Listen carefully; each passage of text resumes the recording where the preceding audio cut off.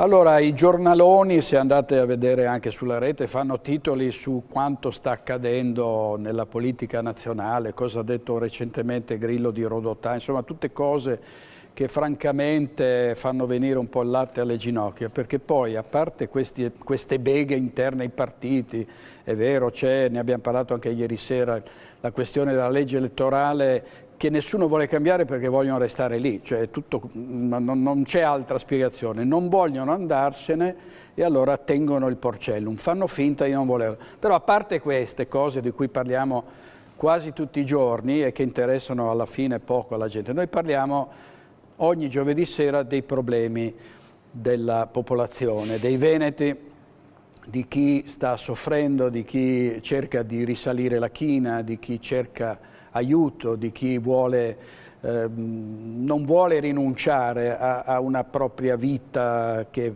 finora ha seguito un certo percorso e non vuole modificare, nonostante la recessione, insomma i morsi della crisi che sono tremendi. Allora noi di questo parliamo stasera ovviamente con voi. Alessia Belloni, in un Veneto indipendente come andrebbero le cose oggi come oggi? Fosse sicuramente indipendente. Che non paghiamo l'Enit, i 18 milioni e non di ci euro sarebbe il dell'Enit ministro del intanto.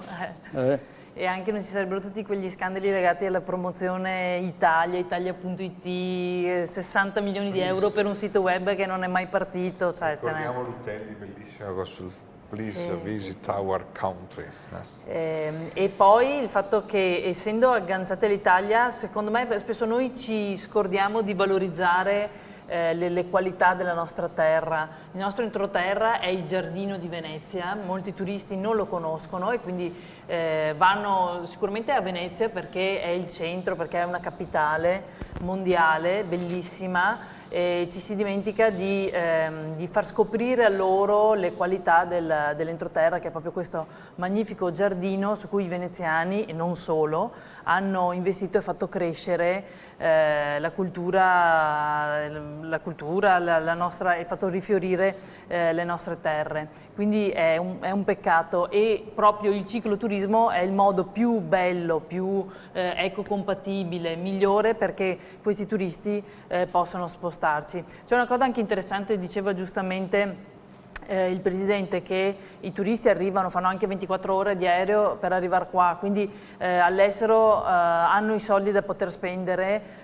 Questa crisi che sta attanagliando qui il Veneto e l'Italia probabilmente non è così forte negli altri paesi. E vediamo anche come ci siano delle persone che lavorano, come anche il signore qui presente, ma non riesce probabilmente più a godere, no? A essere soddisfatto di quanto guadagna, ma perché non solo perché il lavoro manca, ma perché c'è quel cuneo fiscale, quel peso fiscale dello Stato che è mio socio perché ho un'azienda, ma è anche un peso morto per tutti coloro che lavorano, che è pesantissimo. Purtroppo qui in Veneto dobbiamo subire il costo del lavoro più alto in Europa e gli stipendi più bassi in Europa. E tutto questo perché appunto abbiamo, tra cui l'Enit, da mantenere. Insomma, c'è una situazione veramente credo che un Veneto indipendente aiuterebbe tantissimo, anzi ne sono sicura, il turismo. Gli stranieri ci riconoscono la nostra unicità.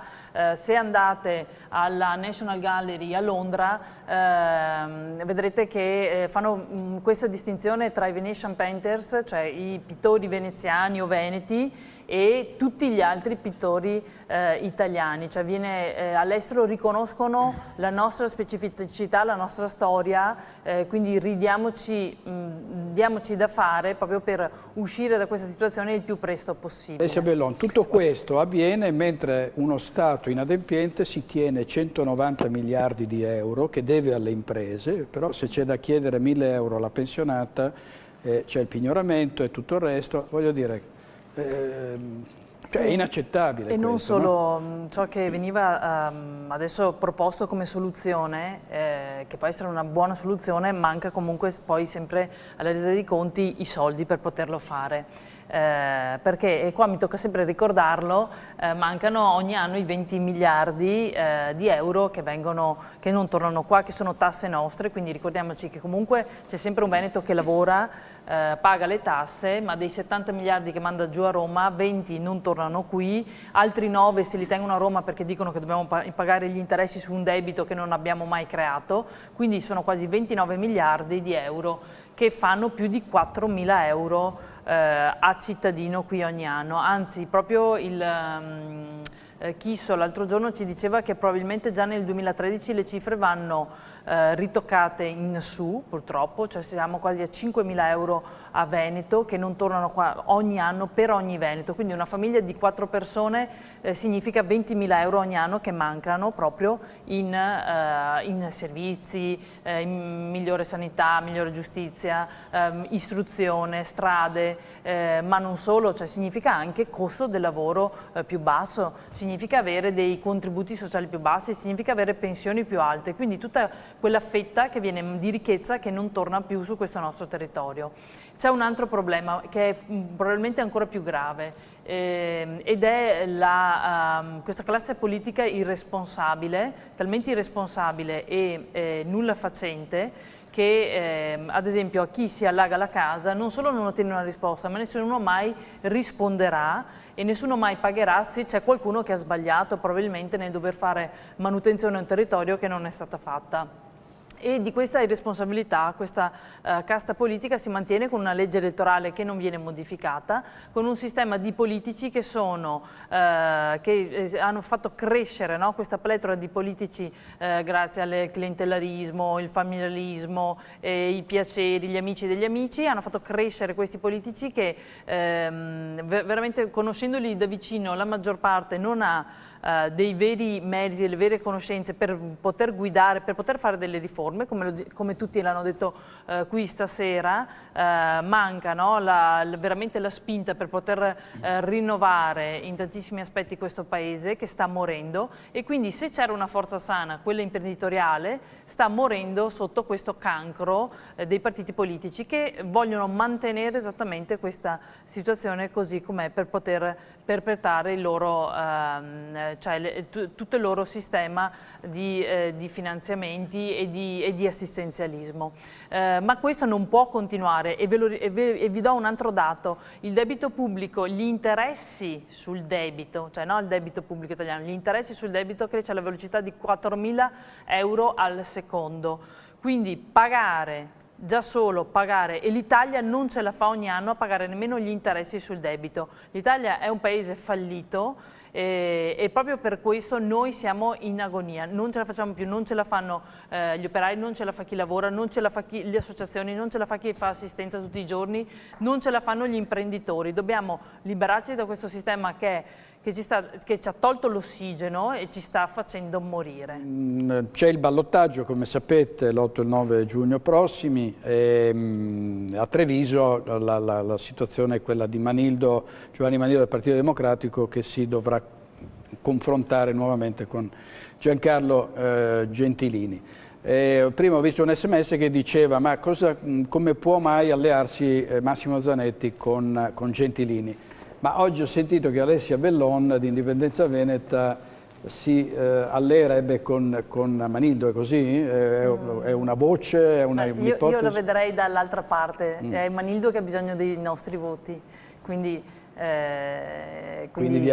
diciamo... Eventualmente o Manildo o Gentilini, insomma, sì. Per chi vorrà appoggiare il percorso di indipendenza del Veneto con l'appoggio alla legge 342 che è attualmente in discussione in Regione, noi diciamo ok, a chi interessa dare l'appoggio, noi siamo disponibili a nostra volta a dare il nostro appoggio al candidato. Quindi a prescindere dal partito, cioè il partito sì, che si rende disponibile a riaffermare sì, il vostro progetto, insomma voi vi schierate dall'uno.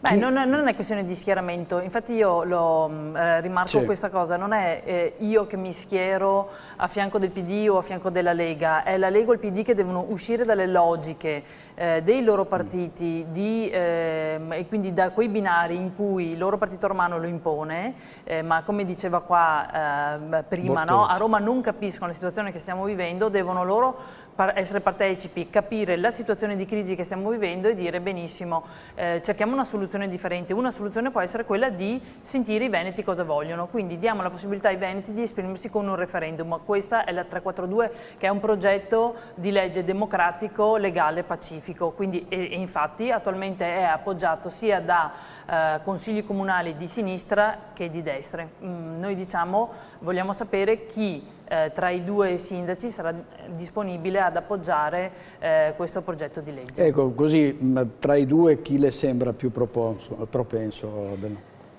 Allora, dalle dichiarazioni nessuno dei due, adesso stiamo a vedere poi le trattative, la politica è l'arte dell'impossibile, quindi tutto può succedere nelle prossime ore e tutto può cambiare. D'altra parte entrambi i candidati hanno bisogno di voti per uno superare l'altro.